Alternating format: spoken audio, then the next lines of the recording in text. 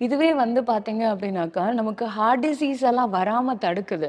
எங்கேயாவது ரத்த ஓட்டம் சரியில்லன்னா கூட நோய் வரத்துக்கு வாய்ப்புகள் ஜாஸ்தி.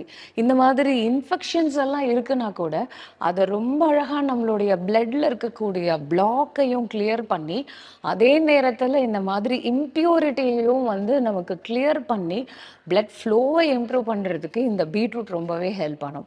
இது நம்ம எப்படியெல்லாம் எடுத்துக்கலாம்? ஃபர்ஸ்ட்டு வெறும் பீட்ரூட் மட்டும் நம்ம குடிக்கிறது பெஸ்ட்டு. ஈவன் பீரியட்ஸ் ப்ராப்ளத்த கூட இது வந்து தடுக்கிறதுக்கு ஹெல்ப் பண்ணும். ஸோ ரத்த சோகை என்ன டைப் ஆஃப் இருந்தாலும், அதுக்கு வந்து இது ரொம்ப சப்போர்ட்டிவா இருக்கும்.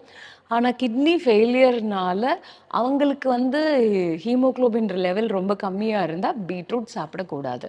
அவங்க கண்டிப்பா இத தவிர்க்கணும். ஏன்னா பொட்டாசியம் அதிகமா இருக்கு. ஆனா இதே பிபி பேஷண்ட்டா இருக்காங்க. அதே நேரத்தில இந்த மாரி கார்டியாக் இஷ்யூஸ் இருக்கு. பிளட் வந்து ரொம்ப இம்பியூரா இருக்குன்றதுனால சரும பிரச்சனைகள்லாம் நம்ம ஃபேஸ் பண்ணிட்டு இருக்கோம் அப்படின்னா, நம்ம பீட்ரூட்ட தாராளமா எடுத்துக்கலாம்.